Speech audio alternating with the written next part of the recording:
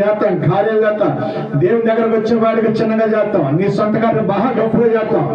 పనికిరాని కార్యక్రమాలు బాగా చేస్తాం. ప్రభు అంటున్నమాట, ప్రభునందు ప్రేమ సంగమ, నువ్వు ఏమై ఉన్నా కానీ మాత్రము ప్రభుని బట్టి ఈ స్థితిలో ఉన్నాను ఆలోచించాలి. ఏ స్థితిలో ఉన్నా, ఎలాంటి స్థితిలో ఉన్నా దేవుని కనపరిచే వరకు ఉండాలి. బేదలాజరంచు, నేను దేవుని బట్టి సంతోషిస్తున్నా. హల్లెలూయా. ఈ దేన స్థితిలో ఉన్నానంటే, ఈ దేన పరిస్థితిలో ఉన్నానంటే బేదలాజరు జ్ఞాపకం చేసుకుంటూ ఉన్నాం.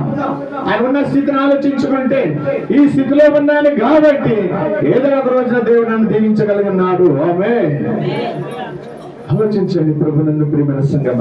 అదే కొరింథీ రాసిన పత్రికలో మనం చూసినట్లయితే 2వ కొరింథీ రాసిన పత్రిక 12వ అధ్యాయము 9వ వచనం నుంచి 10వ వచనం చదువుకున్నట్టే, అందుకు ఏమన్నానండి ఇక్కడ, నా కృప నీకు చాలు, నా కృప నీకు చాలు. అందుకు అర్థం తెలుసా, పౌలు గారు బలహీనగా ఉన్నా, పౌలు గారు ఒంటిలో కంటి చూపు అనేది కళ్ళ జబ్బు కలిగినది.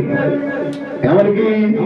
పౌలు గారు అంటాడు, అయ్యా అయ్యా నాకున్న వ్యాధిని తగ్గించమంటాడు.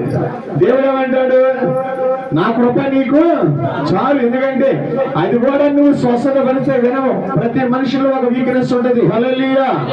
దేవుడు ముళ్ళు పెడతాడు. హల్లెలూయా. ఆ ముళ్ళు నీలో లేకపోతే ఎచ్చిపోతాం, ఎగిరిపోతాం.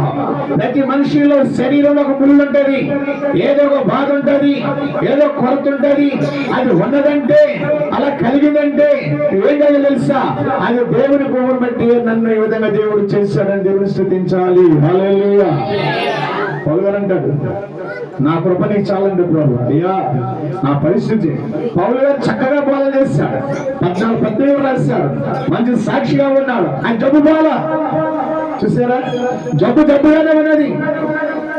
ఆయన వల్ల అనేక కార్యాలు జరుగుతున్నది, చాలా అద్భుత కార్యాలు చేస్తున్నాడు, దేవుడు చేపిస్తున్నాడు. కానీ ఈయనేమంటున్నాడంటే, ప్రభా నాకున్న ఈ బలహీనత, ప్రభా నాకేనా జబ్బున ఆయన, నాకున్న ఈ జబ్బున ఆయన తొలగించమంటాడు. మాట నా కృప నీకు చాలు. హల్లెలూయా.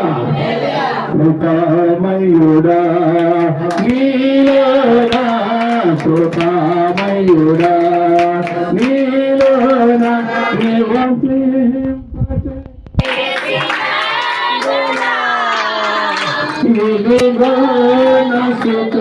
సింహాసన నీలో నివసింపచే,